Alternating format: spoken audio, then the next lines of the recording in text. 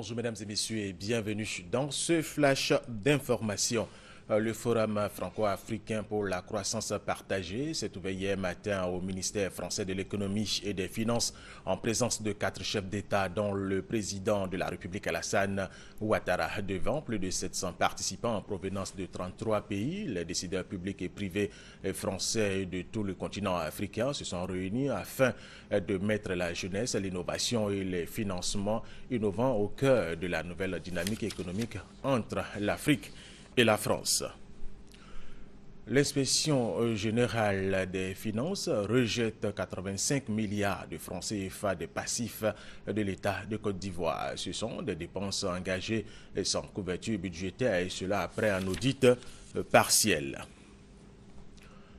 Un programme national de lutte contre les mutilations génitales vient d'être adopté pour lutter efficacement contre cette pratique. Le personnel de santé de Côte d'Ivoire veut bien s'impliquer dans cette lutte pour une tolérance zéro. Ami Koulibaly. Toutes les 20 secondes, une jeune fille est excisée dans le monde. Et chaque année, ce sont 3 millions de filles qui sont excisées. Il est temps de mettre fin à cette pratique qui, selon les experts, est une violation des droits humains. En tout cas, l'imam Cissé Djigiba, Anne-Désirée Ouloto et la vice-présidente de l'Assemblée nationale entendent atteindre l'objectif tolérance zéro aux mutilations génitales féminines. Aucune croyance, coutume ni tradition ne devrait autoriser que des fillettes, des jeunes femmes en âge de procréer soient soumises à ces traitements dégradants, bien souvent source de traumatisme. Agissons ensemble et maintenant pour la tolérance zéro. Ou, comme l'a dit Madame la Première Vice-Présidente, stop aux mutilations génitales féminines.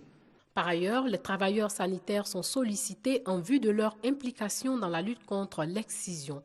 Au sortir de l'atelier sur les mutilations génitales féminines, les participants recommandent entre autres le renforcement des mécanismes juridiques et judiciaires de lutte contre les mutilations génitales féminines, la mise en place d'un programme national de lutte contre les mutilations génitales féminines, la vulgarisation des lignes vertes du ministère de la Solidarité, de la Famille, de la Femme et de l'Enfant, le 800 00 800 et le 116.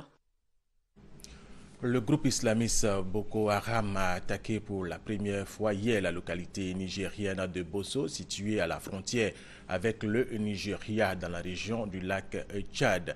Les armées tchadiennes et nigériennes sont rapidement intervenues pour reprendre le contrôle de cette localité. CAN 2015, la petite finale se joue cet après-midi entre la Guinée équatoriale et la République démocratique du Congo.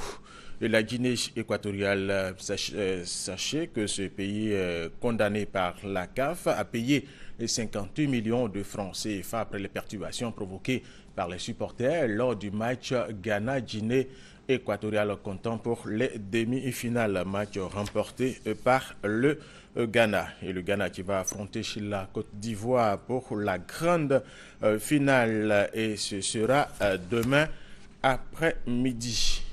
Le Maroc qui avait demandé le report de la CAN 2015 pour éviter le virus Ebola a écopé chez lui d'une lourde suspension de la part de la Confédération africaine de football. Cette dernière a décidé de priver les Lions de l'Atlas des éditions 2017 et 2019. Le pays écope également d'une amende d'1 million de dollars. Et fin de ce flash d'information. Merci de l'avoir suivi. Je vous retrouve à 13h.